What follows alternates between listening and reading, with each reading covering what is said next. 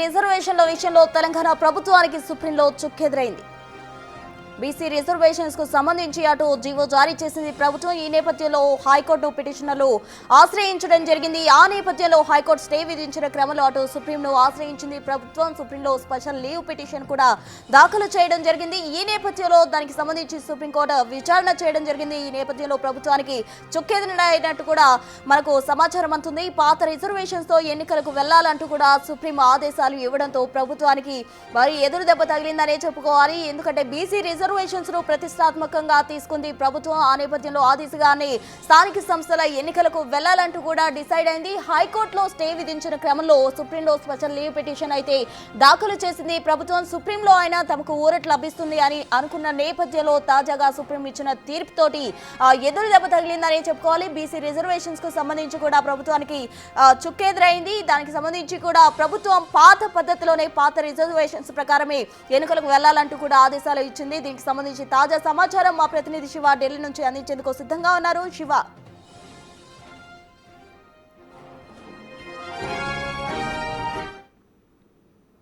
GO number 9 పై stay విధించడం పైన సుప్రీంకోర్టును ఆశ్రయించిన నేపథ్యంలో ఈరోజు జస్టిస్ విక్రమనాథ్ ధర్మాసనం ఈ పిటిషన్ విచారించింది. తెలంగాణ ప్రభుత్వం దాఖలు చేసిన పిటిషన్ను కొట్టేసింది. అయితే తెలంగాణ 42% బీసీ రిజర్వేషన్లపై సుప్రీంకోర్టులో విచారణ జరిగింది. విచారణ సందర్భంగా అభిషేక్ మను సింఘ్వి తెలంగాణ ప్రభుత్వం తరపున అభిషేక్ మను సింఘ్వి వాదనలు వినిపించారు. ఇటు ప్రతివాదుల తరపున ముగ్గురు కేవేట్ పిటిషన్లు దాఖలు చేశారు. అంటే ఒకవేళ తెలంగాణ ప్రభుత్వం తరపున వాదనలు విన్న తర్వాత ఉత్తర్వులు ఇచ్చే ముందు మా వాదనలు కూడా వినాలంటూ కూడా వారు కూడా కేవేట్ పిటిషన్ దాఖలు చేసిన నేపథ్యంలో ఇటు ప్రతివాదుల తరపున గోపాల్ వాదనలు వినిపించారు. అయితే అన్ని విధాల అంటే దేశంలో ఎక్కడ కూడా చేయని విధంగా సర్వే తెలంగాణలో నిర్వహించాము. ఇటు విశ్లేషకుల నిపుణుల మొత్తం సర్వే కూడా అంతా కూడా వారు వివరంగా తెలియజేశారు. అంటే దీంట్లో ఇటు అసెంబ్లీలో కూడా అన్ని పార్టీలు ఏకగ్రీవం ఏకాభిప్రాయం అరుదైనవిగా జరుగుతుంటాయి. వారందరూ కూడా ఆమోదం తెలిపారు. ఆమోదం తెలిపినప్పటికీ కూడా మళ్ళీ ఇప్పుడు బీసీ రిజర్వేషన్ను వ్యతిరేకించడం కరెక్ట్ అయిన పద్ధతి కాదు. ఇందిరా సహానికి సంబంధించిన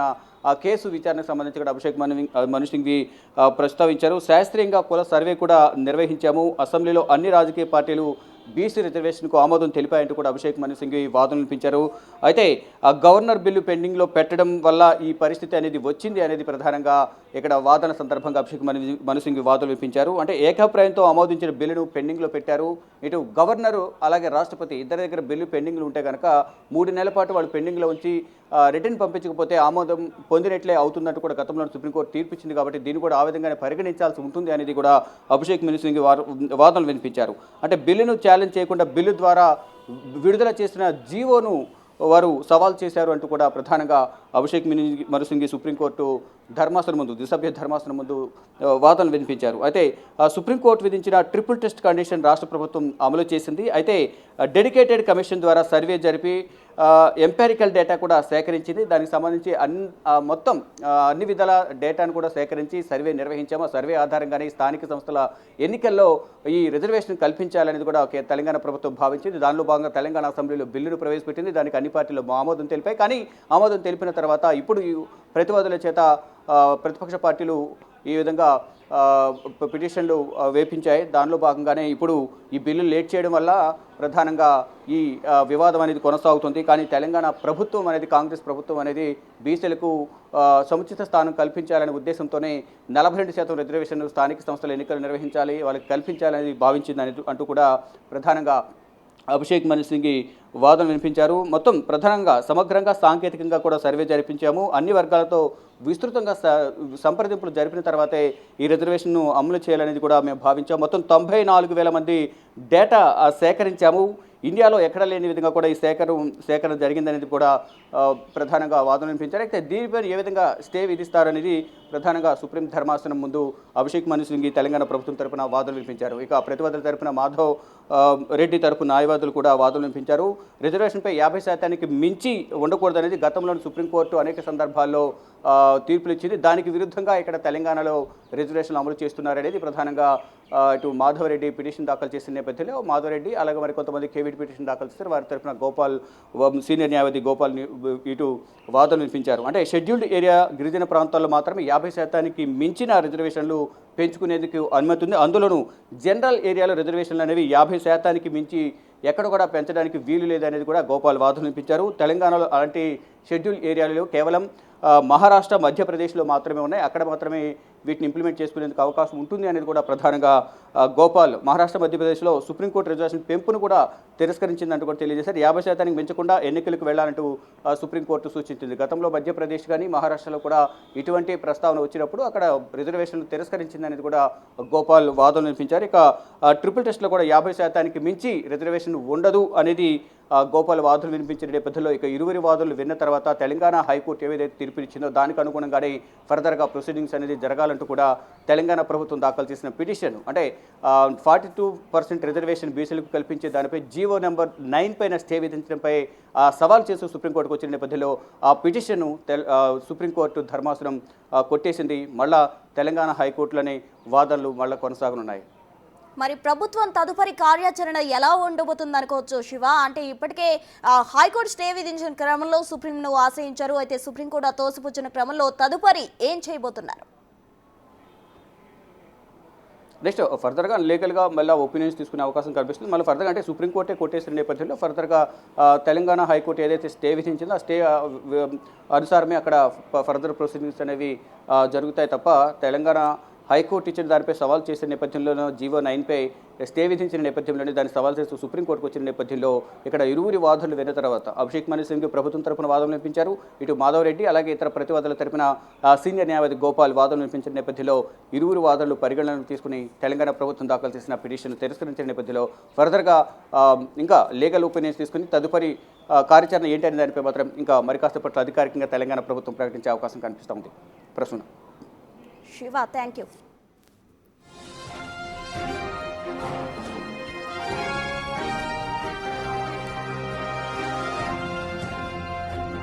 బీసీ రిజర్వేషన్స్ విషయంలో తెలంగాణ ప్రభుత్వానికి సుప్రీం తోసిపుచ్చిన పరిస్థితి. హైకోర్టు స్టే విధించిన క్రమంలో అటు సుప్రీంలో స్పెషల్ లీవ్ పిటిషన్ దాఖలు చేసింది తెలంగాణ ప్రభుత్వం. అటు తమ వాదనలు కూడా వినాలంటూ కూడా సుప్రీంలో మరొక పిటిషన్ దారు విన్నవించిన క్రమంలో ఇరువురి వాదనలు విన్న అనంతరం సుప్రీం అయితే పాత పద్ధతిలోనే రిజర్వేషన్స్ కేటాయిస్తూ ఎన్నికలకు వెళ్లాలంటూ కూడా ఆదేశాలు జారీ చేసింది. మరి దీనికి సంబంధించి ప్రభుత్వం న్యాయ నిపుణులు కావచ్చు మరికొందరితో సంప్రదించిన అనంతరం నిర్ణయం తీసుకునే అవకాశం కూడా కనిపిస్తోంది. స్థానిక సంస్థల ఎన్నికలకు సంబంధించి బీసీ రిజర్వేషన్స్ లో కొత్త ట్విస్ట్ నెలకొందని చెప్పాలి. ఎన్నికలు పాత పద్ధతిలోనే వెళ్లాలంటూ కూడా సుప్రీం ఆదేశాలు జారీ చేసింది. దీనికి సంబంధించిన వాదనలు కూడా మరోసారి హైకోర్టులోనే జరగనుండే అవకాశం కూడా తెలుస్తూ ఉంది. మొత్తంగా స్థానిక సంస్థల ఎన్నికలకు సంబంధించి మొదటి నుంచి కూడా అటు రేవంత్ రెడ్డి ప్రభుత్వం అయితే కీలకంగా ప్రతిష్టాత్మకంగా బీసీ రిజర్వేషన్స్ ను తీసుకోవడం జరిగింది. 42% రిజర్వేషన్స్ అమలు చేసే తీరుతామంటూ కూడా అటు అసెంబ్లీలో కూడా అన్ని పార్టీలు ఆమోదం తెలిపాయి. అన్ని పార్టీలు కూడా మద్దతు ఇచ్చిన క్రమంలో దానికి సంబంధించి జీవో జారీ చేయడం జరిగింది. జీవో జారీ చేసిన అనంతరం మాధవరెడ్డి అనే వ్యక్తి పిటిషన్ దాఖలు చేయడం జరిగింది హైకోర్టులో.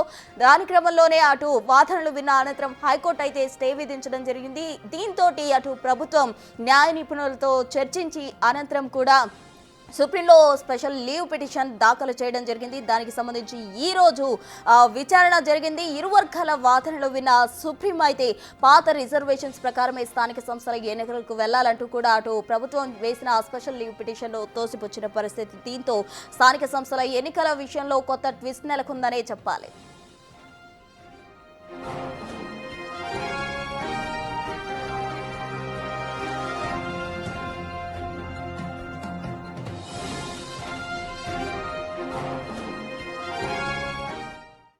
బీసీ రిజర్వేషన్స్ విషయంలో సుప్రీంకోర్టు తీర్పుతో రాష్ట్ర ప్రభుత్వం సమాలోచనలు మొదలుపెట్టింది. కాసేపట్లో జరిగే కేబినెట్ భేటీలో దీనికి సంబంధించి చర్చించబోతుంది. తాజా అప్డేట్స్ మా ప్రతినిధి వాసు అందిస్తారు. వాసు, చెప్పండి, సుప్రీం తీర్పుతో ప్రభుత్వం ముందున్న మార్గాలేంటి? ఎన్నికల విషయంలో ఏం చేయబోతోంది?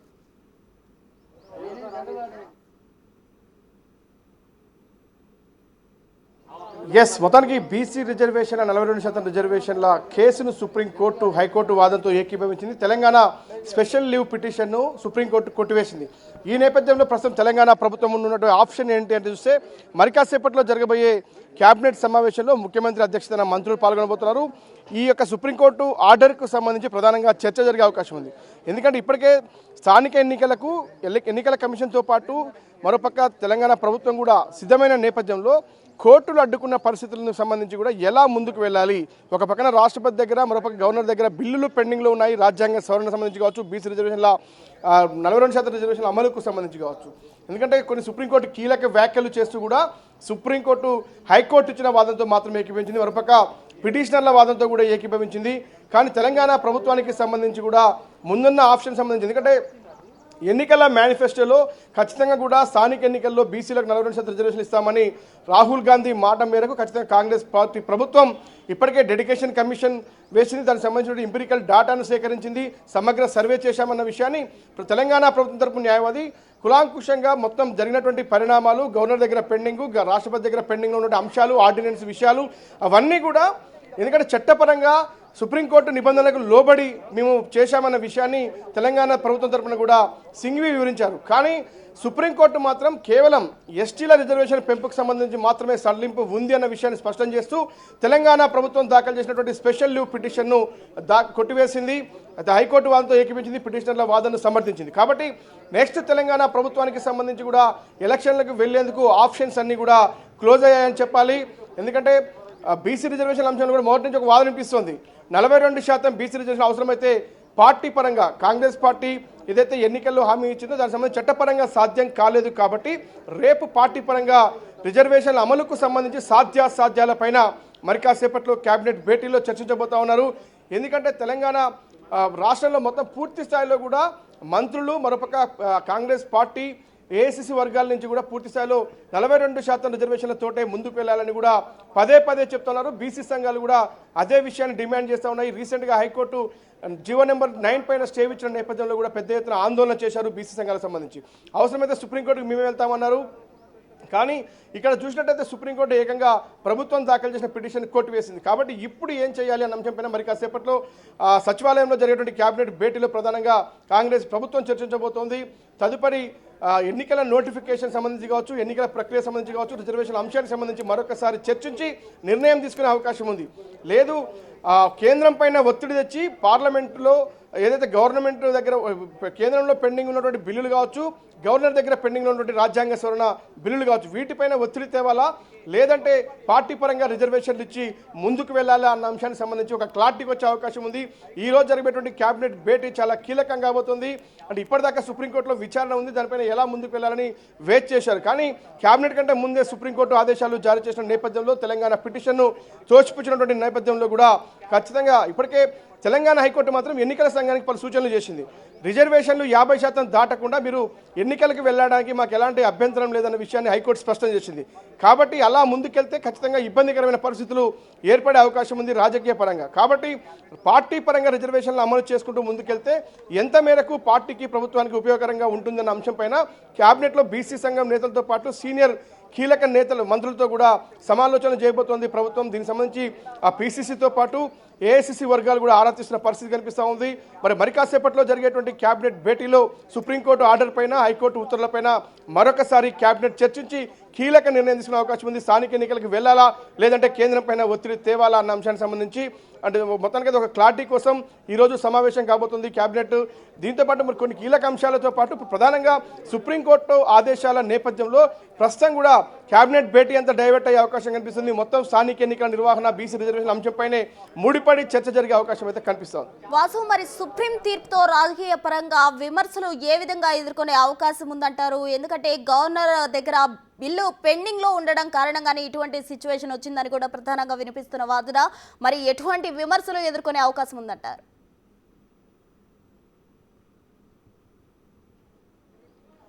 రాజకీయ పార్టీల విమర్శలు ఎలా ఉన్నా కోర్టు ఆదేశాలు పక్కాగా పాటించాలి. ఎందుకంటే రాష్ట్ర అత్యున్నత న్యాయస్థానం, దేశ అత్యున్నత న్యాయస్థానంలో కూడా 2 సందర్భాల్లో కూడా 50% రిజర్వేషన్లు దాటడానికి వీల్లేదు. రాజ్యాంగబద్ధంగా ఉన్నటువంటి రిజర్వేషన్ల ఏదైతే ఆ సీల్ దాటడానికి వీల్లేదన్న విషయాన్ని స్పష్టం చేశాయి. కాబట్టి ఇప్పుడు తెలంగాణ ప్రభుత్వానికి ఉన్నటువంటి ఆప్షన్ ఖచ్చితంగా సుప్రీంకోర్టు ఆదేశాలను కాదని, లేదంటే హైకోర్టు ఇచ్చినటువంటి సూచనలు కాదని ఎన్నికలకు పోలేని పరిస్థితి. కాబట్టి ఖచ్చితంగా 42% అంటే పార్టీ పరంగా, కాంగ్రెస్ పార్టీ పరంగా మేము 42% ఇస్తాం, మీరు సిద్ధంగా ఉన్నారని చెప్పేసి ప్రతిపక్ష పార్టీలు ఇటు బీజేపీ, బీఆర్ఎస్ని కూడా ఇరుకునబెట్టే అవకాశం కూడా కనిపిస్తుంది. ఎందుకంటే రాజ్యాంగ పరంగా పోవాలని మొదటి నుంచి కూడా కాంగ్రెస్ పార్టీ భావించింది. కాబట్టి ఇప్పటికే పూర్తిగా సమగ్ర సర్వే కావచ్చు, ఏదైతే డెడికేషన్ కమిషన్ కావచ్చు, అన్ని పూర్తి స్థాయిలో కూడా చట్టపరంగా సుప్రీంకోర్టు గైడ్లైన్స్కు లోపటి కూడా మేము అన్నీ చేసినప్పటికీ కూడా అడ్డుకున్నటువంటి నేపథ్యంలో ఎలా ముందుకు వెళ్ళాలి అన్న అంశంపైన కూడా ప్రస్తుతం చర్చించే అవకాశం కనిపిస్తూ ఉంది. దీనికి సంబంధించి ఆ పిసిసి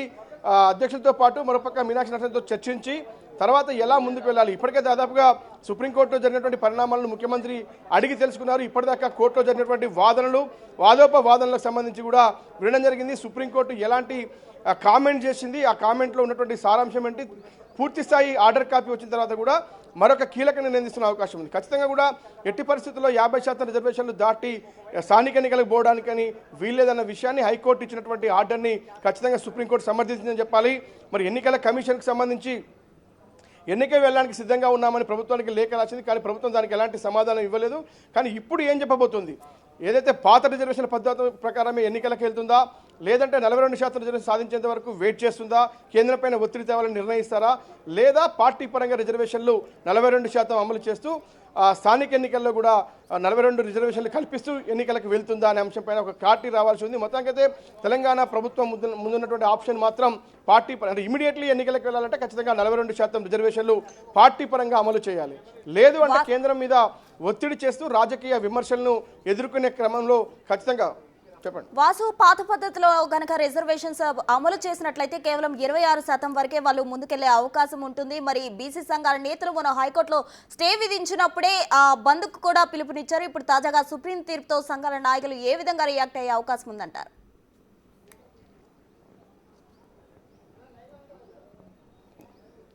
ఖచ్చితంగా సుప్రీంకోర్టు ఆదేశాలను తూచ తప్పకుండా సంఘాలైనా ప్రభుత్వాలైనా పార్టీలైనా పాటించాల్సిన పరిస్థితి. కాబట్టి దీనిపైన ఎలా ముందుకెళ్ళాలి అన్న అంశానికి సంబంధించి మరొకసారి బీసీ సంఘాల నేతలు కావచ్చు, పార్టీ కావచ్చు, మంత్రులతో కూడా చర్చించే అవకాశం కనిపిస్తుంది. కాబట్టి ఈరోజు క్యాబినెట్లో ఈ అన్ని అంశాలకు సంబంధించి హైకోర్టు ఉత్తర్వుల్లో ఏముంది, సుప్రీంకోర్టు ఏం చెప్పింది, మరోపక్క ఇప్పుడు క్యాబినెట్కి సంబంధించి పార్టీ పరంగా ముందుకెళ్తే ఎంత మేరకు సమంజసంగా ఉంటుంది, దాన్ని బీసీ సంఘాలు బీసీ నేతలు వాటిని స్వాగతిస్తారా లేదా అనే అంశానికి సంబంధించి కూడా బీసీ సంఘాల మంత్రులు బీసీ సంఘాల నేతలతో కూడా ఖచ్చితంగా కూడా ముఖ్యమంత్రితో పాటు పీసీసీ వర్గాలు కూడా చర్చించే అవకాశం కనిపిస్తూ ఉంది. ఏఐసీసీ అనుమతి కూడా ఖచ్చితంగా కోరాల్సినటువంటి పరిస్థితి కనిపిస్తూ ఉంది. ఎందుకంటే ఇది రాష్ట్ర రాజకీయాలకు ముడిపడినటువంటి అంశం. ఎందుకంటే స్థానిక ఎన్నికలకు సంబంధించి చాలా కాలంగా పెండింగ్లో ఉంది. కేవలం బీసీ రిజర్వేషన్ అంశాన్ని అడ్డం పెట్టుకొని కూడా ఇప్పటిదాకా అంటే కాలయాపన జరిగింది, ఆలస్యం జరిగిందన్న విషయాన్ని కూడా ఇప్పటికే కోర్టుకు చెప్పారు. కానీ అయినప్పటికీ కూడా న్యాయస్థానం మాత్రం 50% రిజర్వేషన్లు దాటడానికి వీల్లేదన్న అంశాన్ని ఇటు హైకోర్టు అటు సుప్రీంకోర్టు స్పష్టం చేశాయి.